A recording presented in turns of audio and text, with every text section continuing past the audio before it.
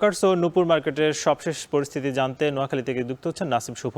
শুভ, আগুন লাগার পর আমরা জানতে পেরেছি যে এখানে কিন্তু লুটপাটও হয়েছে। এই বিপদের মধ্যে আসলে কারা লুটপাট করলেন এবং ক্ষতিগ্রস্ত যারা ব্যবসায়ী তারা কি বলছেন?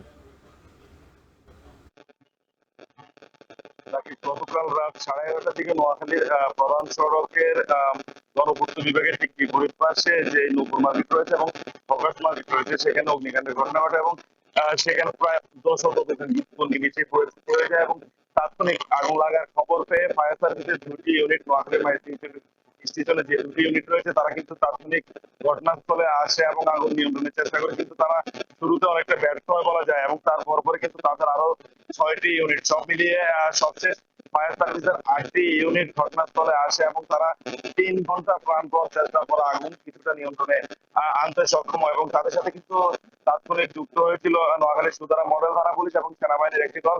তারা এসে কিন্তু আইন শৃঙ্খলা পরিস্থিতি এবং স্থানীয় যে উৎসুক জনতা ছিল তাদেরকে আসলে সরাতে হয়েছে এবং সেটি করতে কিন্তু তাদের বেশ বেগ পেতে হয়েছে। এছাড়া যখনই আগুন লাগে, আগুন লাগার পরে কিন্তু আগুনটি মুহূর্তে চারদিকে ছড়িয়ে পড়ে এবং সেখানে কিন্তু এখনো দেখতে পাচ্ছেন যে এখনো কিন্তু আগুনের যে ধোঁয়া সেটি উঠছে।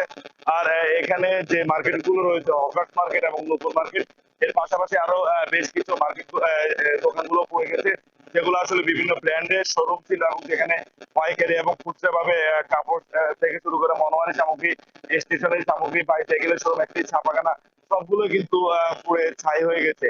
আগুন লাগার পরে কিন্তু স্থানীয় প্রায় কয়েক হাজার উৎসুক জনতা এখানে আসেন এবং তারা এসে অনেকেই একদিকে যেমন সহযোগিতা করেছেন, আবার অনেকে ফায়ার সার্ভিসের এবং আইন শৃঙ্খলা বাহিনীর কাজেও বিঘ্ন ঘটিয়েছেন, অনেকে আবার এখানে লুটপাট করেছেন বলেও স্থানীয় যে ব্যবসায়ীরা রয়েছেন তারা আমাদের কাছে অভিযোগ করেছেন।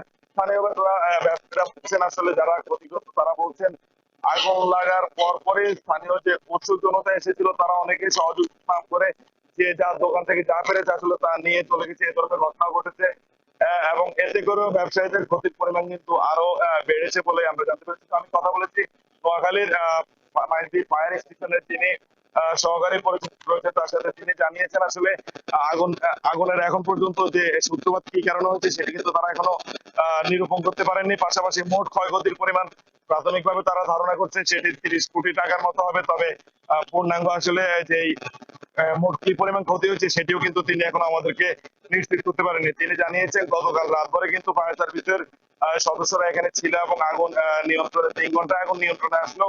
তারপরেও কিন্তু এখনো মার্কেটের ভিতরে বিভিন্ন জায়গা থেকে ধোঁয়া বেরোচ্ছে এবং তারা সেটিকেও নজরদারিতে রেখেই কিন্তু তারা আজ সকালেও কাজ করেছেন। এই আমি কথা বলেছি নোয়াখালী জেলা প্রশাসকের সাথে খন্দকার ইশতিয়াক আহমেদ, তিনি জানিয়েছেন নোয়াখালীর এই মার্কেটে যে ভয়াবহ অগ্নিকাণ্ডের ঘটনা ঘটেছে তিনি তা শুনেছেন এবং ক্ষতিগ্রস্ত ব্যবসায়ীদেরকে আসলে জেলা প্রশাসন এবং সরকারের পক্ষ থেকে কিভাবে সহযোগিতা করা যায় সেটি নিয়ে কিন্তু তিনি ঊর্ধ্বতন কর্তৃপক্ষকে জানিয়েছেন এবং তিনি কিছুক্ষণ আগে আমাকে জানিয়েছেন আর 10:30টার দিকে তিনি সহ জেলা প্রশাসনের একটি দল কিন্তু ঘটনাস্থল পরিদর্শনে আসবে।